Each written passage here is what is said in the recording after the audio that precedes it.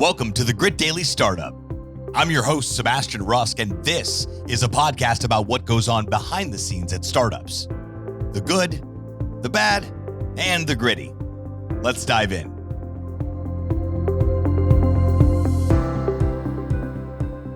Graham Wallington, welcome to the show. How are we doing? Excellent. Thank you for having me here. It's good to be here. It's great to have you here. So you guys got some interesting things going on in the NFT world as it pertains to nature, Mother Earth, and we're going to get into all that. But on this show, we like to talk about the good, the bad, and the gritty of the startup world. Of course, we'll chat about what your experience has been with that. But before we do that, let's help our listeners better understand a little bit about you.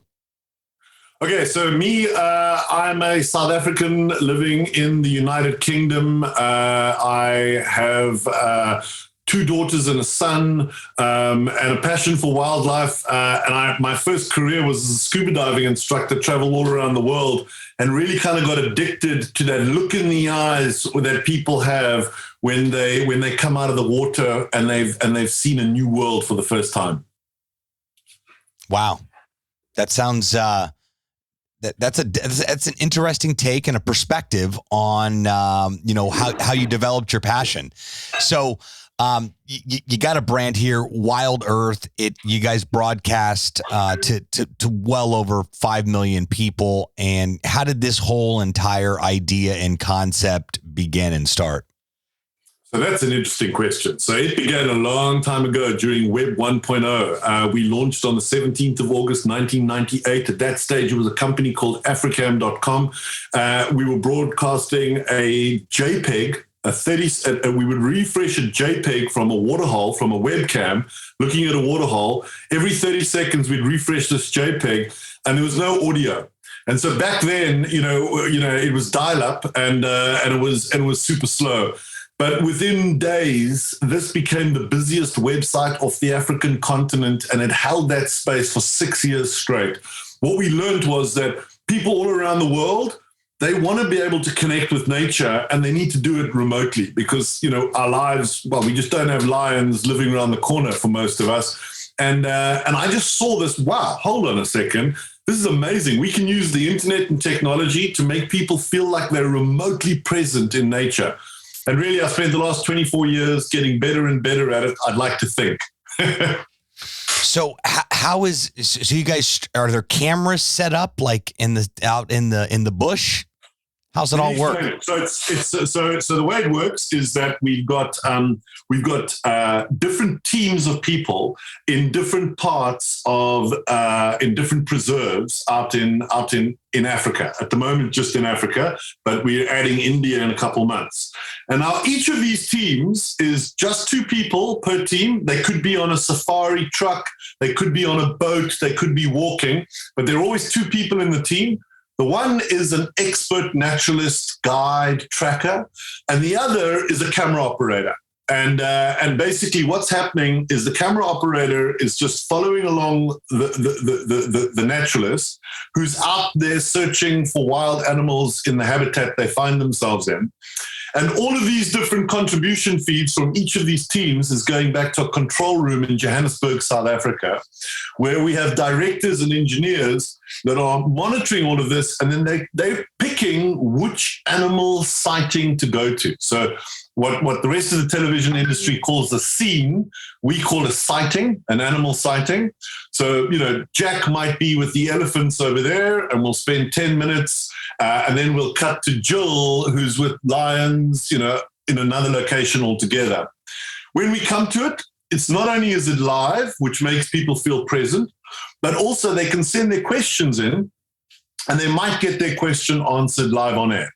And what we also do is we shoot the whole thing in a kind of a POV style. For your older listeners, that would be like more Blair Witch, okay? A point of view, a point of view style of shooting. And what's really important is we do this every single day. So we do 8 hours a day of live broadcasting, and then we run repeats to fill out the rest of our channel. And we distribute this channel on all kinds of platforms, from Roku to iOS, Android. It's available on Samsung TVs, LG TVs, you name it, you can find it out there, and you can feel connected to nature. Well, I just downloaded the app while you were explaining this. So that's how easy it is. So if you're listening to this right now, you're like, I need a little more nature in my life. Just pull up the Wild Earth app, and any app, Android, Apple, wherever you're pulling it up, it's available anywhere. I can't wait to just sit and watch nature this weekend. I was wondering what I was going to do on Sunday. Graham, I figured it all out thanks to this application on here. So, well, this is great, and definitely something that everyone is interested in, and everyone is. I know that people are interested in nature because people go crazy about the Nature is Metal account on Instagram. Have you seen that one?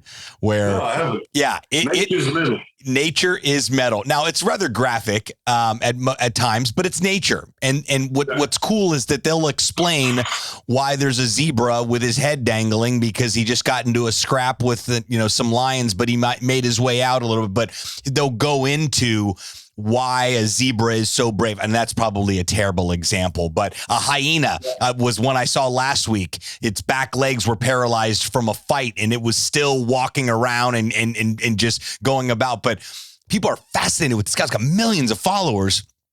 And I love to watch it. Sometimes you get the Instagram warning that'll say, hey, this is a little crazy if you do want to look at it and for nature purposes, but it's always cool to understand the why of something happening in nature on here versus just, well, nature does, what it does, and the lion's the king of the jungle. So, absolutely. Well, if I look back, back to, my childhood days, it was, magazines were still relevant. I grew up in the 80s and in the 90s, and not that magazines are irrelevant now, but National Geographic was a big deal when I was a kid. And so were programs that were on like PBS, and I forget the other channels that you could watch like nature on. This is before the whole, you could stream anything, anywhere, anytime type of, world on here. But there's always been an interest in understanding the world of nature more, whether it's from a childlike curiosity or even into adulthood. I think we're still curious and fascinated with the fact. In fact, I just got done with a podcast interview on my NFT show about 20 minutes ago, and the project is about giraffes and has nothing to do with conserving giraffes, but the reasoning that he chose giraffes as a character, he really went through all of the characteristics of a giraffe, and that people love them and they're fascinated with them and all this other stuff. So it was funny that we had this, nature conversation now, and I just got done talking about giraffes. I just bought a JPEG giraffe. That's a whole nother conversation. But that's exactly what is going on here. I mean, these NFTs are all animals. So check it out. I mean, you got your bored apes, you've got your giraffes, I saw there's a big cat one. There's obviously crypto kitties originally. Sure. I mean, they're all animals anyway. Yeah. And that's what we kind of figured is, hey, let's get some real animals into this NFT world. Right, exactly. So you guys can be like, listen, you want to see a bored ape? That guy over there is about as bored as it gets right now, and he's waiting for, his next one. So to be able to, I totally envision you guys being able to have some, tongue-in-cheek comedy on the existing cartoon animals out there versus the real world of, there's one called Lazy Lions, and like, we've seen a few of those. I've seen the Lazy Lions one. But you know what? Lions tend to be lazy. I mean, they lie around, like 22 out of 24 hours. They're fast asleep. Wow. And then they get up to mate, eat, and that back to sleep. Mostly just walk around trying to find a burger, but it's not that easy. Sure. So speaking of NFTs, you guys aren't exactly foreign to NFTs by any stretch of the imagination. You guys are all in with the Wild Earth NFT project, and let's talk about how that came to be and what you guys are doing with that, because that sounds extremely interesting. Sure. Okay. So what we're all about is really connecting people with nature, giving them an opportunity to spend some time in nature. That's what the channel's all about. And what happens is that because we broadcast from the same locations day in, day out, we get to see the same animals. And what we did over the last couple of weeks, we've launched our first Genesis collections of NFTs, where each collection pertains to one individual animal. So like Hosanna the leopard has a collection of NFTs, and you can buy an NFT and you can follow that animal. So what we're going to be doing is we're going to be rolling out an app where you'll be able to see every single time that individual animal has been seen on Wild Earth. And we recorded everything since 2008. So we've been doing 8 hours of live broadcasting every single day, and every single sighting of every single animal is recorded. So you can see their whole history. And then what will be happening is that, as this technology evolves, your TV set, you'll be able to load your NFT in. And when you come down for coffee in the morning, instead of you seeing a bored ape, you'll see the latest sighting of that individual animal that you're following. But you know what, Sebastian, the most important part here is that 40% of the initial sale and then 8% of a royalty of every future sale is rooted back to the custodian of the habitat. So the company or the people that are managing the environment in which that specific animal lives. This money comes back to them as an incentive for them to conserve that environment. So what we're trying to figure out here with NFTs is how do we give people at home the opportunity to not just feel like they're conserving wildlife in general or contributing to wildlife conservation in general, but specifically looking after one individual animal. We're trying to say, hey, how do we save wildlife one wild animal at a time? Amazing. That's it. I'm buying a lion. But which lion? Which lion? You don't want to be rushing out there and just say lion. His name's Mohawk. Oh, I see you're already out in front of me. Okay. Oh, yeah. I'm already. This is a different blockchain too. So what blockchain are you guys utilizing? So yeah. Okay. So what was super important to us was that we needed to be we needed to be some way of being on OpenSea so that people who wanted to sell and trade in their NFTs, there was enough liquidity there. So we needed to be on OpenSea, but we didn't want to put these onto Ethereum. Partly because of the gas fees. I mean, as you know, I'm sure you've covered it 1,000 times. Gas fees on Ethereum are insane. And we didn't want to push these prices. These aren't crypto punks. We're not trying to get like bored ape yacht clubs. We don't think Justin Bieber's going to buy one. And so what we wanted to keep the prices down and the gas fees down, but also we don't want to use a proof of work chain that's going to consume all kinds of energy in order to bring these NFTs. People are going to rip us apart. Well, you're not conserving anything if you're using a high carbon chain. So we are on the Polygon sidechain, which uses the Matic currency, uses super tiny gas fees. And basically to mint an NFT on the Polygon chain is the equivalent of watching our channel for 10 minutes. So it's a very small amount of energy, but it's still available on Polygon, on OpenSea. So it's still, the collections are all listed on OpenSea. Very cool. And all the information is going to be available on the wildearth.tv website. We're going to put that in the show notes. So you've got that. That's the description of this podcast episode. All you need to do is click on Animal NFTs on the top right menu bar. It'll bring you right there. You guys have been very detailed here.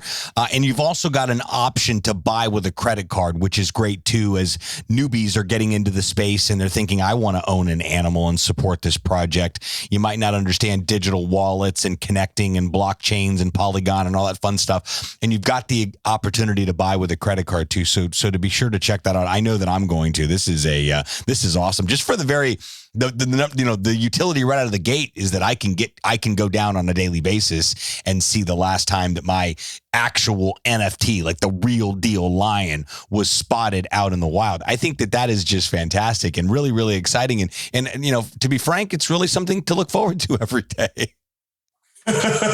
Yeah, I mean, exactly. And I mean, we found that our existing viewers, they're not crypto folk. They didn't even, own any wallets or any of that beforehand. And they've really taken to this. We think this is the baseball cards of wildlife. Yeah. Those used to be a thing. I think. They were a big thing, eh? They were a big thing. I don't know because I'm only 23 years old, so I'm too young. I'm a year younger than you. I'm 22. Okay, wow. I mean, I was figuring you at about 19. I mean, this guy, he's a nice guy. He's a nice guy. I'm telling you. What were the name of those cards? Now and there was a magazine too. What was the magazine? Oh, there was all kinds of. I mean, there were baseball cards. I remember I grew up in South Africa, and we didn't have baseball, but we had literally animal cards, and I mean, this is part of where this idea comes from. Sure. So we would play different kinds of animals, and I know that my wife, she's not interested in football, and by football I mean soccer, but she grew up in the UK, and she and said that was huge. Like everybody was, with their football cards, and I don't know if you know, but the NBA is Top Shots, so they've got a whole NFT story going there, which is like hyper successful, and that's all about, basketball, Top Shots. Yeah, I bought a bunch of them. I don't know what they do. And same thing with a bunch of sports are getting into. I saw the NFL's about to release theirs too, and of course I'm new to the football world, the soccer world. I'm a newbie in that space. I'm still trying to figure out who my favorite team is. But I like the fact that I can get up at 7:00 on a Sunday morning and there's football on until American football starts. So, and it's just that last, 15 seconds before the game's over that they score that makes it where it's almost like golf. It's that one shot that keeps you coming back, right? Yeah, well, I'm not a big football or of either type fan, but I guess it's huge and people love it, and I guess they love collecting. Whether it's the players or whatever. I guess people just love collecting, and I guess that's what the NFT thing's all about, collecting. It really, really is. And being part of something that, you can be part of a community. You're able to be part of something, and, specifically projects like you guys have going on where it's actually doing something really cool for the environment of the NFT. So, I absolutely love what you guys got going on. I can't wait to get into this Wild Earth app.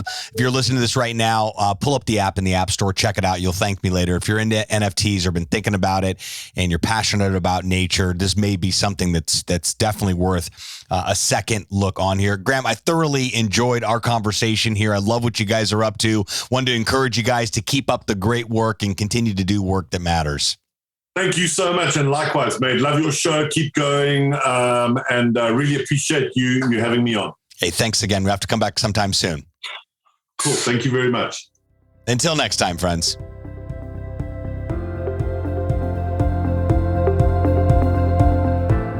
Thanks so much for tuning into this episode of Grit Daily Startup. If you haven't done so already, make sure you're subscribed to the show wherever you consume podcasts. This way you'll get updates as new episodes become available. This podcast is brought to you by gritdaily.com, the premier startup news hub. More information at gritdaily.com. Once again, I'm your host, Sebastian Rusk.